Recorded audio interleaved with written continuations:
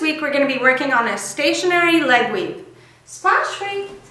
So the first step is simply getting your dog comfortable with going between your legs. So you're going to take a step forwards and either lure the dog or use targeting, if you like to use targeting, and ask your dog to touch your hand as they go through your leg as you step forwards.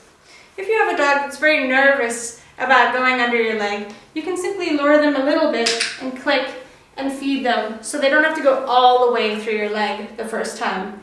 You can also make sure not to lean over your dog. So as they go through, you can just throw the treat behind you so you're not leaning over them as the first thing that you do. So practice on both sides. You can either use a clicker or simply a marker word to say yes as your dog goes through your leg, and you don't want to say yes and then feed your dog right where you've said yes or clicked, because what will happen is the dog will anticipate that you're going to click and stop in certain places. So you want to mark yes and then feed in the direction that the dog is going. Once your dog is comfortable going through your legs as you step forwards and lure your dog or use targeting, you can start to ask for more. So how many times can your dog go through your legs? You can either take a step forwards and lure your dog through your legs, or you can lean. So if you stand with your legs a little bit further apart, you can lean and see if they'll go through your knee to follow your hand gesture. Awesome. And with targeting, you simply ask them to touch, touch, touch. Good job. You don't want to make it harder and harder. So say you want your dog to weave 5 times between your legs. You don't want to just keep making it harder where they get a treat after 2 weaves, they get a treat after 3, then 4, then 5. You always want to go back and make it easier so your dog can never predict when you're going to give them the treat. You can also encourage your dog that they're doing a good job. Good job. Good girl. Yes. Awesome. So the next time I do it, I'm going to make it easier.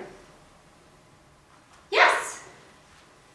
If you have a dog that's slow or not very motivated, you can start out by playing this game to get the dog's speed up, where you take a step to the right, giddy, giddy, giddy. Good job. And take a step to the left. Awesome. Ready to splash? Awesome, get it. If you have an over-enthusiastic or excited dog, you can use calmer treat delivery as the dog is weaving to keep the dog from getting overexcited during this exercise, like my terrier might do. The next step is adding a verbal cue. So you're going to say the cue before you move a muscle or do a hand gesture to initiate the behavior. So I'm going to say, go legs, and then I'm going to move and click or say yes as the dog does the behavior. Sit.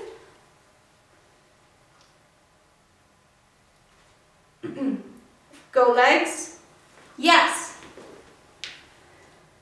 Go legs, yes. Right, sit, wait. Go legs, yes.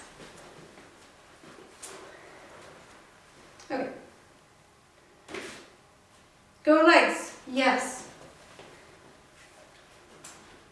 Sit. Sit. Wait. Go legs.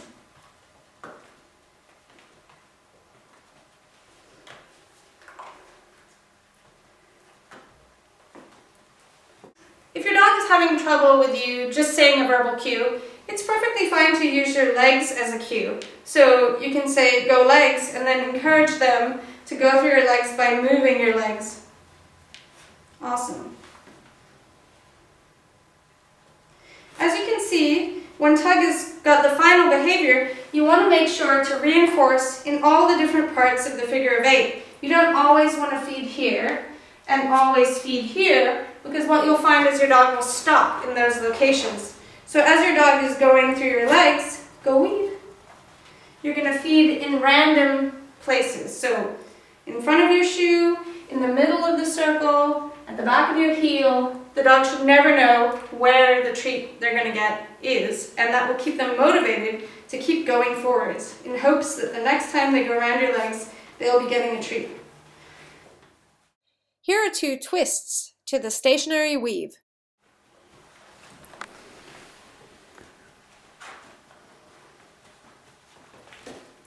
Tug free.